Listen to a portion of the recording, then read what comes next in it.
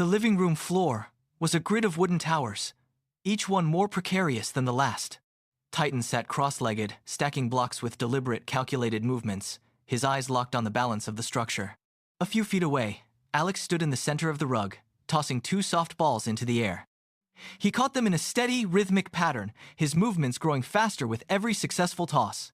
The afternoon was quiet, punctuated only by the occasional clack of wood against wood and the soft thud of the balls hitting his palms. Alex shifted his stance, widening his footing to attempt a more complex spin. He tossed the balls higher, watching them arch toward the ceiling. He felt the weight of the air, the focus of the task, and the presence of his brother nearby. Titan didn't look up, but he shifted his weight, clearing space on the rug to keep the play area defined. They were in sync, lost in the simple, repetitive motion of their games. Alex took a breath, adjusted his grip on the balls, and prepared for his next attempt. The sunlight slanted across the floor, illuminating the dust motes dancing in the air. It was a perfect, ordinary moment, the kind that feels like it will last forever. Alex threw the ball too hard. It sailed past his reach, arched toward the shelf, and struck the blue vase with a sharp, hollow sound. The vase tipped, wobbled for a heartbeat, and crashed onto the hardwood. Shards of blue ceramic skittered across the floor.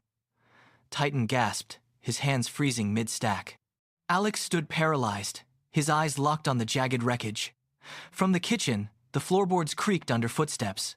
"Boys, is everything all right?" Mom called out. Panic surged through Alex, cold and sharp. He didn't think, he just reacted. "It was the neighbor's cat, Mom.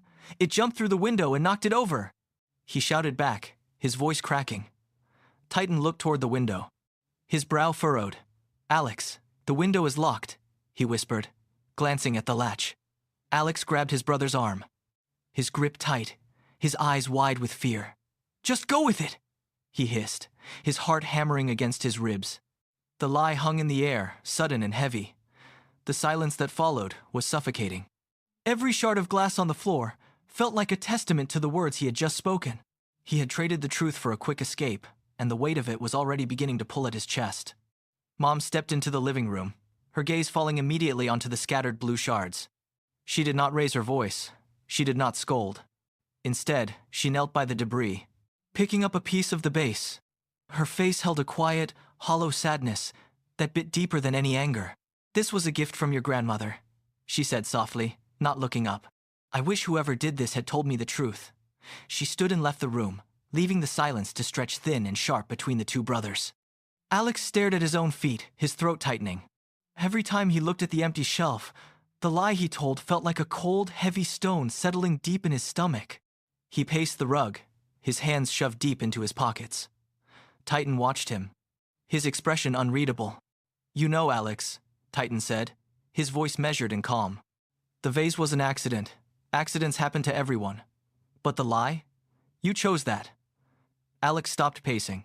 He felt the heat rising in his face, a burning contrast to the icy weight in his gut. He wanted to speak, but the words felt stuck, trapped by the fear of what he had already built. Alex looked at his hands, then at the door leading to the kitchen. The quiet in the living room felt like a physical pressure against his eardrums.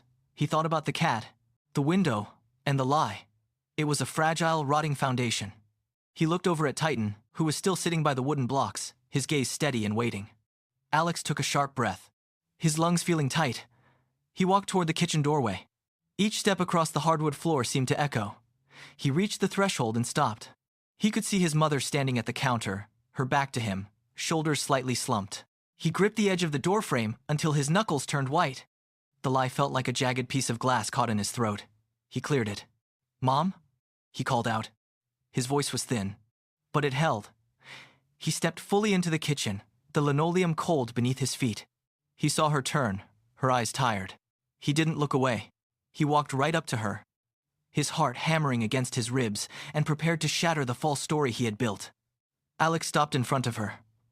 He looked at the floor, then forced himself to meet her eyes. "There was no cat," he said, his voice steadying with every word. "I was playing too hard. I broke the vase. I am so sorry." The kitchen went silent. Mom stared at him for a long heartbeat, then her shoulders dropped. She reached out and pulled him into a firm, steady hug. She held him until the tightness in his chest finally broke. Thank you for telling me. Alex, she whispered. I am disappointed about the vase, but I am proud of your honesty. That is worth more than any glass. Alex pulled back, a genuine smile breaking across his face. He felt lighter, as if he could finally breathe. He turned and walked back into the living room where Titan was waiting.